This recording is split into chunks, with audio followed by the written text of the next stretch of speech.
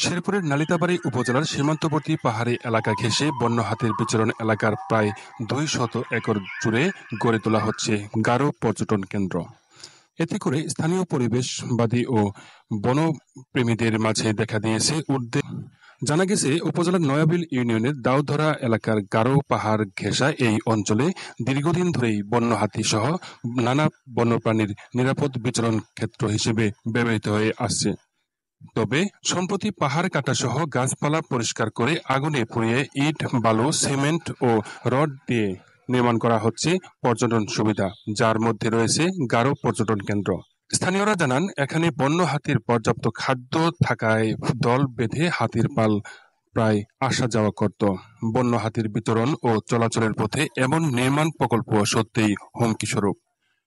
মধুতিলা range সূত্রে জানা যায়, 2005-06 সালে সামাজিক বনায়নের গাছ রোপণ করা হয়।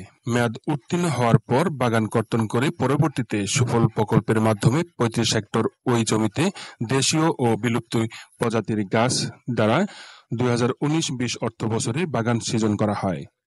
সৃজিত ও প্রাকৃতিক বনের মধ্যে পর্যটন কেন্দ্র স্থাপন সম্পূর্ণভাবে বন আইনের লঙ্ঘন। অভয়ারণ্য এলাকার মধ্যে কোনোভাবেই স্থায়ী অবকাঠামো নির্মাণ বৈধ নয়। এতে করে বন্যপ্রাণী বিরূপ প্রভাবের শিকার হবে, একই সঙ্গে হারিয়ে যাবে এখানকার জীববৈচিত্র্য।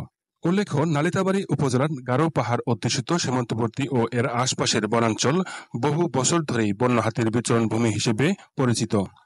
এমন একটি স্পর্শকাতর এলাকায় গারো পর্যটন কেন্দ্র নামে বাণিজ্যিক স্থাপনা গড়ে তোলার প্রবণতা প্রশ্ন তুলছে বন সংরক্ষণ ও টেকসই উন্নয়নের ভবিষ্যৎ নিয়ে।